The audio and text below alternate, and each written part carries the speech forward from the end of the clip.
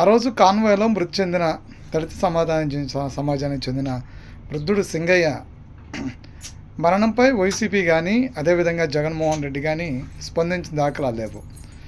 తర్వాత 2 రోజుల తర్వాత సింగయ్య కుటుంబానికి అప్పటి మాజీ మంత్రి సత్తెనపల్లి మాజీ ఎమ్మెల్యే అంబటి రాంబాబు 10 లక్షల రూపాయలు చెక్కు అందజేశాడు. సో ఆయన వైసీపీకి సంబంధించినటువంటి నేత, మా కార్యకర్త చనిపోయాడు, మేము ఆదుకుంటున్నామని చెప్పాడు.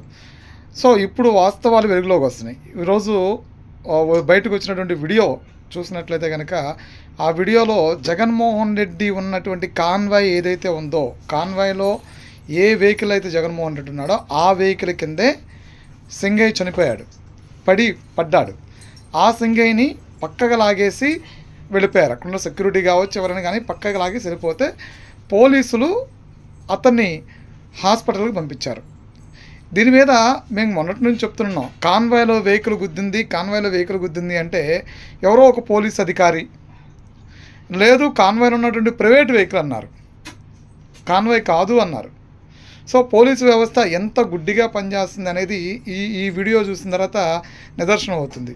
అంతేనా? లేదంటే కూటమి ప్రభుత్వానికి పనిచేయడం ఇష్టం లేక జగన్మోహన్ రెడ్డికి సంబంధించినటువంటి పోలీస్ అధికారులు ఇంకా డిపార్ట్మెంట్లో ఆ విధానాన్ని అవలంబిస్తూ పనిచేస్తున్నారా?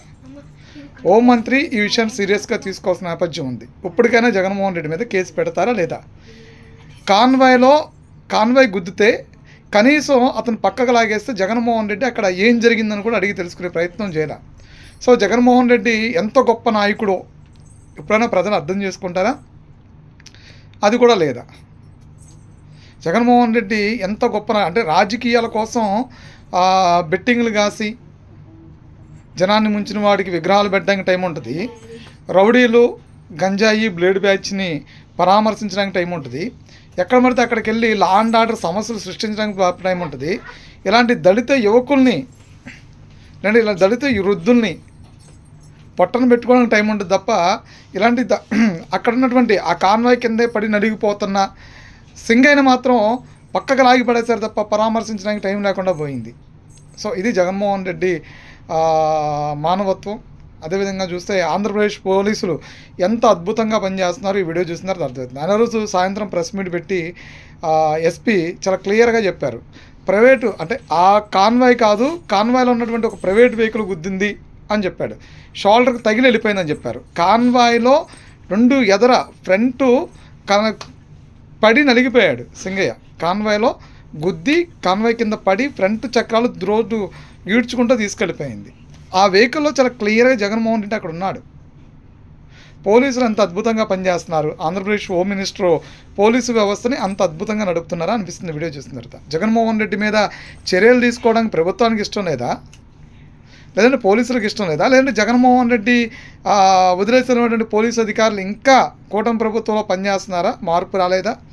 చాలా కేసులు చూస్తున్నాం మేము, చాలా కేసుల్లో పోలీసులు చూపించాల్సిన చోట అత్యుత్సాహం చూపిస్తున్నారు. ఎందుకు ఇన్నిసార్లు జగన్మోహన్ రెడ్డి ఇలా గొడ్డలోడు తీసి రోడ్డు మీద నుంచో పెడతానా యాక్షన్ తీసుకోవట్లేదు అనుకుంటే ఇప్పుడు అర్థమవుతుంది ఏంటంటే పోలీసులకి జగన్మోహన్ రెడ్డి అనేటువంటి ఒక నాయకుడు కావాలి, నేరస్తుల్ని ప్రోత్సహించేటువంటి ఒక నాయకుడు కావాలా? ఇలాంటి నేరాలని అంటే జగన్మోహన్ రెడ్డి విషయంలో ఆ రోజు పోలీసులు ఎందుకు క్షుణ్ణంగా పరిశీలించలేకపోయారు? ఎందుకు సరైనటువంటి ఎవిడెన్స్లు తీసుకోలేదు? ఎందుకు ఇప్పుడు వరకు దాని మీద కేసు ఫైల్ చేయలేదు? ఎందుకు ఇప్పుడు వరకు దాని మీద అరెస్ట్ చేయలేదు? చాలామందిని ఇళ్ళకెళ్ళి మరి లాక్కొచ్చేశారు కదా గతంలో టీడీపీ నేతలందరినీ కూడా అర్ధరాత్రి కూడా గోళ్ల దూకి మరి వెళ్ళి టెర్రరిస్టులని ఉగ్రవాదులను తీసుకొచ్చినట్టు మహిళలను కూడా పక్కకు నెట్టేసి మరీ తీసుకొచ్చారు కదా. ఎందుకు ఇప్పుడు ఆ అత్యుత్సాహం చూపించలేకపోతున్నారు? అంటే మనిషికి ఒక న్యాయం ఉందా పోలీస్ శాఖలో? అంటే ఉన్నవాడికి ఒక న్యాయం, లేనివాడికి ఒక న్యాయం. చట్టం అందరికీ సమానమేనా, లేదంటే కొంతమందికి మాత్రమే చట్టం సమానమా అనేది కూడా ఇప్పుడు ప్రజల్లో చాలా చర్చ నడుస్తుంది. ఈరోజు ఆంధ్రప్రదేశ్ డీజీపీ హోమ్ మినిస్టర్ దీని మీద చర్యలు తీసుకుంటారా లేదా? జగన్మోహన్ రెడ్డి మీద కేసు పెడతారా లేదా? తొక్కి వచ్చేసిన తర్వాత కనీసం ఆ కుటుంబాన్ని పరామర్శించినటువంటి దాఖలాలు లేవు. ముఖస్థుతి కోసం 2 రోజుల తర్వాత ఒక 10 లక్షల రూపాయలు చెక్కు ఆ కుటుంబానికి ఇచ్చి చేతులు దులిపేసిన ప్రయత్నం చేశారు. ఎందుకు? కేసుల నుంచి బయటపడడానికి. ఆ కుటుంబాన్ని ఆదుకున్నాం కాబట్టి రేపొద్దున ఆ కేసుల నుంచి కుటుంబాన్ని ఆదుకున్నాం కాబట్టి ఆ కుటుంబ సభ్యులను తీసుకొచ్చి కేసులు పెట్టకుండా ఉండడానికి, మాకు ఏ కేసులు వద్దు అని చెప్పడానికి గాను ఆ కుటుంబానికి ముందుగా లంచం ఇచ్చారు. ఆ కుటుంబాన్ని ఏమి మానవతా దృక్పథంతో ఆదుకోవటమో, ఆ కుటుంబానికి ఏదో సహకరించడమో, అతనేదో పార్టీ కార్యకర్తనే కాదు, ఆ పార్టీలో రౌడీ గూండాలకి తప్ప ఇతర సామాన్య ప్రజలకి స్థానం లేదు. అది సింగయ్య యాక్సిడెంట్తో మరొకసారి ఆ ఉదంతం అర్థమవుతుంది. ఎందుకంటే జగన్మోహన్ రెడ్డి గత 5 ఏళ్లలోనే ఆంధ్రప్రదేశ్ ప్రభుత్వానికి ఓడ స్పీకింగ్ అనేది సామాన్య ప్రజలను చాలా ఇబ్బంది పెట్టారు. దళిత డాక్టర్ సుధాకర్ని నడు రోడ్డు మీద చిత్రహింసలు పెట్టి చంపేశారు. దళిత డ్రైవర్ని చంపేసి తీసుకెళ్ళి డోర్ డెలివరీ చేసినటువంటి గొప్ప చరిత్ర ఉంది జగన్మోహన్ రెడ్డికి. సో అలాంటి వ్యక్తి ఎందుకు 10 లక్షలు ఇచ్చి ఆదుకుంటాడు? అలా ఏం ఆదుకోలేదు. సింగయ్య కుటుంబాన్ని ఆదుకునేటువంటి ఉద్దేశం కానీ అలాంటి ఆలోచన కానీ వైఎస్ఆర్సీపీకి లేదు. కేవలం ఈ విషయం బయటకు వస్తుంది, రేపొద్దున ఆ కుటుంబ సభ్యులు కేసులు పెడతారు అనే ఉద్దేశంతో కేసులు పెట్టకుండా ఉండటానికి చేశారు. కానీ ఆ రోజు ఆ యాక్సిడెంట్ చేసిన దానికి ఏదైతే చట్ట ప్రకారం శిక్ష ఉందో ఆ శిక్ష ఆంధ్రప్రదేశ్ హోమ్ మినిస్టర్ తీసుకుంటారో, డీజీపీ తీసుకుంటారో, ఉన్నపళంగా వైఎస్ఆర్సీపీ అధినేత జగన్మోహన్ రెడ్డి మీద కేసులు పెట్టింది. ఎందుకంటే అతను బయటకు వచ్చిన ప్రతిసారి కూడా రాష్ట్రంలో సామాన్య ప్రజలకి చాలా నష్టం జరుగుతుంది. గతంలో కూడా మేము చాలాసార్లు చెప్పాము, జగన్మోహన్ రెడ్డి బయటకు రావడం వల్ల లాభం కంటే నష్టం ఎక్కువ జరుగుతుంది. జనజీవనం ఇబ్బంది పడుతున్నారు, సాధారణ జనం సివిలియన్స్ ఇబ్బంది పడుతున్నారు, సాధారణ జనాలు ఇబ్బంది పడుతూ ఉన్నారు. సో కాబట్టి ఇలాంటి వాళ్ళని బయటికి పంపించి ప్రజలను ఇబ్బందులు పెట్టొద్దు అని చెప్పని మా వంతు కూడా మేము చాలాసార్లు చెప్పాం. సో ఇప్పుడైనా సరే దీని మీద యాక్షన్ తీసుకుంటారో లేదో చూడాలి.